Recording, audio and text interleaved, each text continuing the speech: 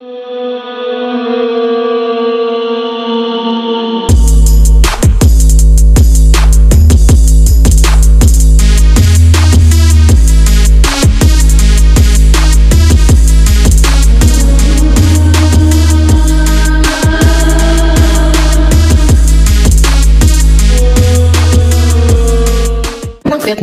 merupakan konflik jangka panjang pemerintah komunis Vietnam Utara melawan Vietnam Selatan dan sekutunya Amerika Serikat. Konflik yang kemudian bertambah panas karena bersamaan dengan terjadinya Perang Dingin antara Amerika Serikat dan Uni Soviet.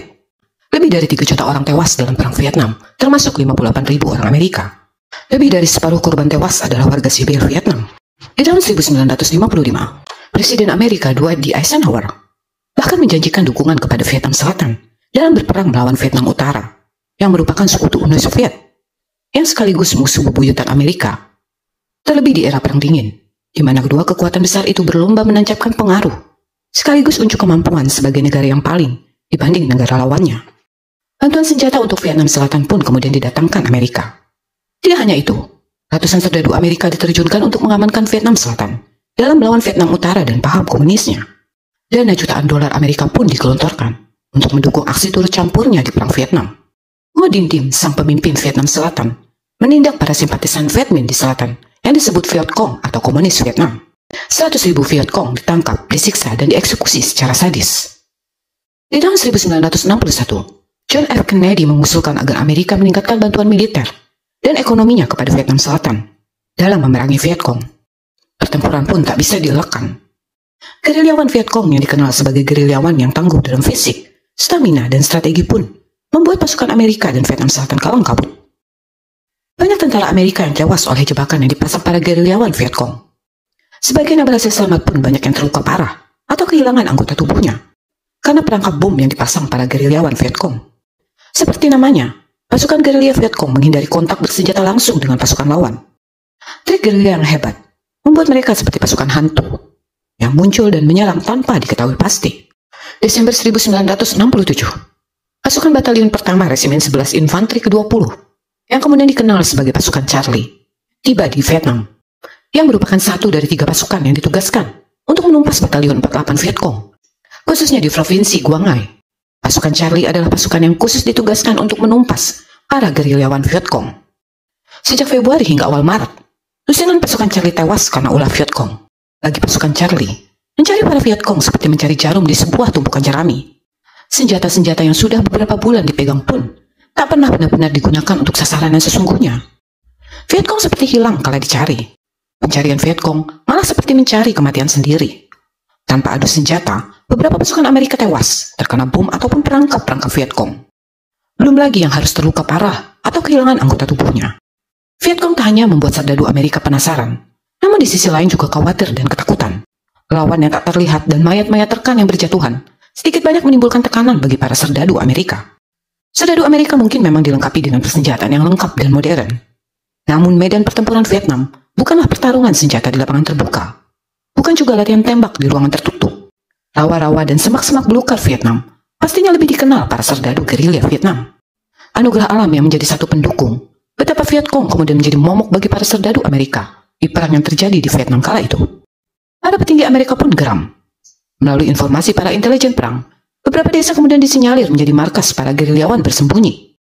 Desa-desa dan wilayah yang diberi tanda merah di peta pasukan militer Amerika Serikat sebagai penanda wilayah yang memiliki kepadatan penduduk, kemudian menjadi target tujuan para serdadu Amerika untuk mencari para gerilyawan Viet Cong. My adalah sebuah desa di wilayah Son My yang berlokasi di Provinsi Quang Ngai, 11 km sebelah utara kota Quang Ngai. Tanda merah telah tersemat untuk wilayah itu di peta militer serdadu Amerika. My yang mendapat julukan Pinkville disinyalir sebagai salah satu tempat persembunyian para Viet Cong. Para intelijen perang Amerika menyarankan untuk menangkap para pelarian Viet Cong di wilayah My. 15 Maret 1968, Kapten Ernest Medina, sang pemimpin pasukan Charlie, memberikan pengarahan. Medina menyampaikan bahwa kesempatan yang ditunggu para pasukan Charlie-nya untuk berhadapan langsung dengan pasukan gerilyawan Viet Cong sudah di depan mata. Medina pun menginstruksikan kepada pasukannya bahwa siapapun yang ditemui di My dianggap sebagai tentara Viet Cong atau simpatisan Viet Cong, hingga pasukannya bebas menembak siapapun dan apapun yang mereka temui di My. Dengan dalih para penduduk sipil biasanya telah meninggalkan desanya di jam-jam tersebut untuk melakukan aktivitas rutin mereka sehari-hari. Tak hanya itu, pasukan Charlie juga diperintahkan untuk membakar bangunan dan rumah yang ada untuk membabat habis pasukan makanan Vietcong. 16 Maret 1968, pukul 7.30 pagi, wilayah Sun Mi telah dikepung pasukan Amerika. Tempat untuk landasan helikopter bagi pasukan Charlie agar dapat mendarat aman telah disiapkan. Tindakan ini konon malah membuat beberapa warga sipil yang berniat pergi kembali ke Mile. Serdadu Amerika menduga tindakan warga sipil Mile ini dalam upaya dan bermaksud untuk melindungi para pelarian gerilyawan Vietcong yang sedang bersembunyi di desa mereka. Pukul 7.50, seluruh pasukan Charlie telah mendarat. Letnan Kelly memimpin peloton 1 landasan timur di Mile. Perlawanan yang diduga akan didapat dari pasukan Vietcong atau baku tembak tidak ditemui pasukan Charlie. Para serdadu dengan persenjataan lengkap itu hanya menjumpai wajah-wajah ketakutan penduduk dusun Mile. Kebanyakan para wanita, anak-anak balita, dan orang tua. Sebagian masih sibuk dengan aktivitas paginya. Sebagian menikmati sarapan pagi. Anak-anak kecil kebanyakan asik bermain di depan rumah atau sibuk dalam gendongan ibunya. Sebuah foto bahkan menangkap momen saat seorang serdadu Amerika mengulurkan tangannya pada seorang pria tua yang bersusah payah keluar dari pintu gubuknya. Yang terjadi menit selanjutnya mungkin tak akan pernah terlintas sedikit pun di benak penduduk dusun Mile. Beberapa wanita di Mile diperkosa serdadu Amerika. Mereka bahkan tidak peduli anak-anak kecil yang melihat aksi bejat mereka. Serdadu Amerika seperti kesetanan, kesurupan, dan hilang akal sehat. Mereka tidak hanya memperkosa wanita Mile.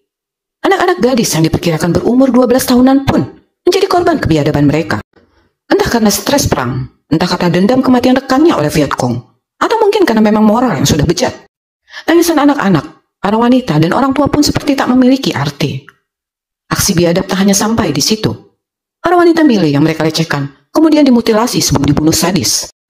Beberapa malah masih sempat hidup dan merenggang nyawa dalam keperihan yang sangat, sebelum akhirnya aja lepas dari tubuh yang sudah tercabik. Sebuah foto bahkan menggambarkan seorang wanita Mile dengan dada yang terbuka tanpa penutup apapun. Payudaranya dimutilasi. Wanita itu sekarat dan meninggal dalam perjalanan ke rumah sakit. Foto-foto yang lain bahkan tak kalah menyedihkan. Anak-anak yang tewas di samping jasad ibunya. Jasad wanita-wanita tanpa busana penutup teronggok di antara puluhan jasad yang tak kalah menyedihkan. Pasukan Charlie juga membunuh para ibu hamil. Anak-anak kecil dan para orang lanjut usia tak lepas dari aksi kejinya. Mereka digiring ke sebuah selokan, termasuk ibu-ibu yang menggendong anak balitanya dan para orang tua.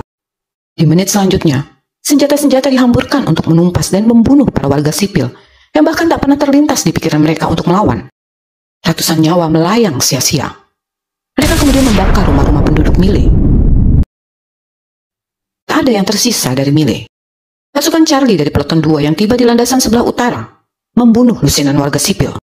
Sementara pasukan Charlie dari peloton 3 yang tiba belakangan kemudian membakar rumah-rumah penduduk dan menembak kembali para warga sipil yang masih hidup.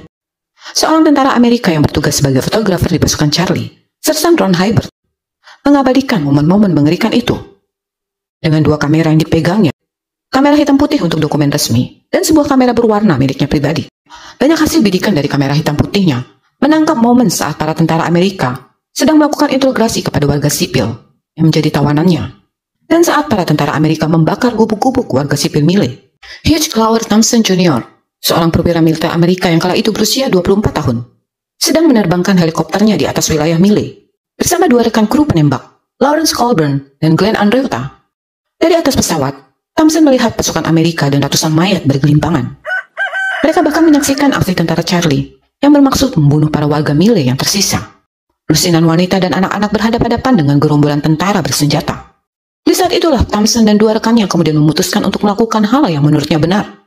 Tidak peduli bahwa itu berarti harus berhadapan langsung dengan sesama pasukannya. Dengan helikopternya, dia berusaha memblok gerombolan serdadu. Dia bahkan memerintahkan Colburn dan Andreotta mengarahkan senapan ke arah pasukan Charlie dan mengancam tak akan ragu untuk melakukan adu tembak bila para pasukan Charlie tetap melaksanakan aksi mereka dan menghalanginya untuk menyelamatkan para warga Mile. Mereka kemudian membawa gerombolan penduduk Mile yang selamat dari aksi pembantaian dan kemudian menerbangkan mereka dengan pesawat helikopternya. 500 warga sipil Mile tewas dibunuh. Medina melaporkan pada atasannya bahwa para Vietcong berhasil dibunuh dalam operasi pasukannya tadi pagi. Laporan resmi yang diterima Amerika bahkan menyatakan bahwa operasi di Mile sukses. Saat kembali ke baraknya, Thompson melaporkan bahwa ia menyaksikan pembunuhan para warga sipil di desa Mile. Untuk menindaklanjuti laporan Thompson, penyelidikan kemudian dilakukan.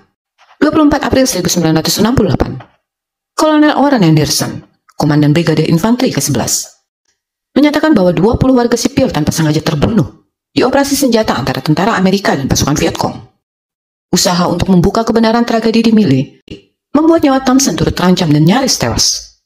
Di akhir April 1968, Ronald Ridenhour, yang kala itu bekerja di pasukan Charlie Infanteri 11, kemudian melakukan investigasi pribadi. Di April tahun 1969, hampir 13 bulan setelah kejadian di Mille, Ridenhour melayangkan surat yang melaporkan fakta-fakta penemuannya atas apa yang terjadi di Pinkville kepada Presiden Nixon, para anggota Kongres di Pentagon, dan di Washington. Informasinya ini kemudian menjadi rujukan untuk melakukan penyelidikan resmi terhadap apa yang terjadi di Mille. September 1969, Kelly didakwa bersalah dan melakukan pembunuhan 109 warga sipil Vietnam dan menghadapi ancaman hukuman mati. Ridenhour kemudian menyampaikan hasil investigasi dan data temuannya kepada seorang jurnalis investigasi sekaligus penulis politik Seymour Hersh. Seymour Hersh kemudian melakukan investigasi dan mempublikasikan tulisannya. Dengan gamblang, tulisan Hersh mengungkapkan apa yang terjadi di Mille, hasil wawancaranya dengan Ron Ridenhour, beberapa foto bidikan Ron Haberly, dan mengungkapkan bagaimana militer Amerika berusaha menutup-nutupi peristiwa yang terjadi sebenarnya di Mille. Tulisan Hersh berjudul Point Blank Murder ini kemudian meraih penghargaan Pulitzer di tahun 1970. Foto-foto berwarna Hilbert yang diambilnya lewat kamera pribadinya, yang kemudian menjadi dokumen pribadinya, di kemudian hari diterbitkan di media cetak Plain Dealer dan sebuah majalah mingguan Life yang beredar di wilayah Cleveland. Foto sekumpulan wanita dan anak-anak yang berkerumun dan memandang ketakutan beberapa menit sebelum mereka tewas ditembak. Foto seorang wanita yang sedang menggendong seorang anak kecil sambil bersusah payah mengancingkan bajunya usai menerima pelecehan seksual tentara Amerika.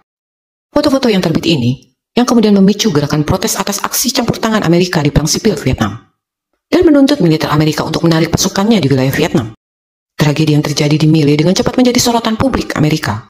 Tahun 1969, General Westmoreland, seorang pejabat tinggi Pentagon, kemudian menugaskan Letnan Jenderal William R. Pierce, tentara militer yang kemudian bergabung sebagai agen CIA, untuk melakukan penyelidikan terhadap kasus Mille. Hasil temuan dan rekomendasi dari Pierce agar digelar sidang militer, dan 34 orang nama dicantumkannya. Laporan Pierce juga menyatakan bahwa Hugh Thompson dan para kru helikopternya berusaha menghentikan apa yang terjadi di Mille. Di tahun 1970, dalam sebuah kongres tertutup, Thompson melaporkan apa yang dia saksikan. Salah seorang anggota kongres, Mendel Rivers, menyatakan bahwa Thompsonlah satu-satunya tentara yang harusnya dikenakan sanksi, karena telah menodongkan senjatanya kepada sesama pasukannya sendiri. 17 November 1970, sidang Kelly dimulai. Dalam sidang, Kelly mengungkapkan bahwa apa yang dilakukan pasukannya sesuai dengan perintah atasannya, Kapten Ernest Medina. 31 Maret 1971, Kelly dijatuhi hukuman penjara seumur hidup. Kelly merupakan satu-satunya tentara yang kemudian divonis di antara 26 perwira dan serdadu yang didakwa terlibat dalam tragedi Mille. Melalui sebuah survei online yang kemudian diadakan di Amerika, 69% koresponden beranggapan bahwa Kelly hanya dijadikan kambing hitam tragedi Mille. Melalui desakan publik, Richard Nixon kemudian memerintahkan untuk memindahkan Kelly dari penjara umum ke tahanan rumah. Hukuman Kelly kemudian diperingan menjadi 10 tahun, yang kemudian menjadi 3 tahun 4 bulan. Di bulan Agustus 1971, Kapten Medina dinyatakan tidak bersalah dan bebas dari segala tuduhan. 26 Februari 1971, Henderson menjalani sidang militer dengan dakwaan terlibat dalam usaha menutup-nutupi kejadian di Mille. Henderson satu-satunya pejabat militer yang menjalani sidang di antara 14 petinggi yang didakwa terlibat dalam tragedi di Mille. 17 Desember 1971, Henderson diputuskan tidak bersalah. Pemandangan yang jelas jauh berbeda dibanding sidang pengadilan di Nuremberg untuk para militer Jerman yang diduga dan kemudian didakwa bersalah atas kejahatan perang yang dilakukan di Perang Dunia Kedua. Di luar dari segala sidang militer yang terjadi, pandangan negatif di masyarakat akhirnya berimbas pada karir Medina di kemiliteran. Medina kemudian mengundurkan diri dari tugas dan dinas kemiliterannya. Tak berselang lama, Medina mengungkapkan bahwa dia tidak dapat sepenuhnya menyembunyikan rasa bersalahnya atas tindakannya yang memalukan militer, Amerika, keluarga, dan dirinya sendiri. Apa yang terjadi di Mille kemudian menimbulkan reaksi keras di kalangan publik Amerika. Serangan Tet yang dilakukan pasukan Vietcong kemudian menjadi puncak atas reaksi keras publik Amerika atas keikutsertaan dan campur tangan Amerika atas Perang Sipil Vietnam. Protes pun menggema. Mayoritas publik menilai Amerika harus menarik pasukannya dari Vietnam. Di dalam negeri Vietnam pun, protes terhadap turunnya militer Amerika di konflik sipil Vietnam mendapat penolakan. Keikutsertaan Amerika tidak hanya memperkeruh konflik, tapi juga berakibat jatuhnya ratusan korban dari warga sipil. Bagi publik Amerika sendiri, keikutsertaan Amerika dipandang tidak hanya merusak fisik para serdadu Amerika, tapi juga mental dan psikologis.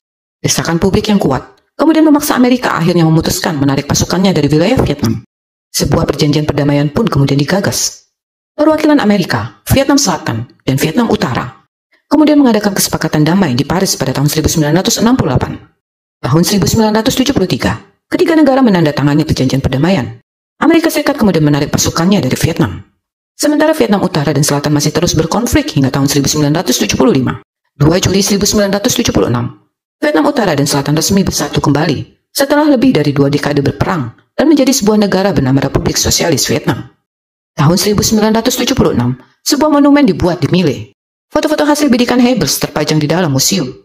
Nama-nama dari ratusan warga sipil yang tewas dan tempat penanda di mana kuburan massal para korban Mile tercatat di dinding. Kisah Hedwig Thompson kemudian kembali bergema 30 tahun kemudian di Amerika Serikat, di saat pemerintah Vietnam bermaksud untuk memberikan medali penghargaan untuk Thompson, Colburn, dan Andreotta. Di tahun 1998, 30 tahun setelah kejadian Mile, militer Amerika kemudian menganugerahi Thompson, Andreotta, Colburn penghargaan untuk keberaniannya menghindari kontak bersenjata langsung dengan lawan. Glenn Andreotta tewas 3 minggu setelah kejadian Mile dalam sebuah pertempuran. Saat berkunjung ke Vietnam, Colburn dan Thompson disambut hangat warga Vietnam. Mereka bahkan bertemu dengan Do Hoa, salah seorang penduduk Mile yang kala itu diselamatkan. Hugh Thompson wafat di 6 Januari 2006. Colburn terbang dari Atlanta untuk menemani Thompson di akhir-akhir hidupnya. 11 tahun kemudian, tepatnya di 13 Desember 2016, Colburn wafat di usia 67 tahun.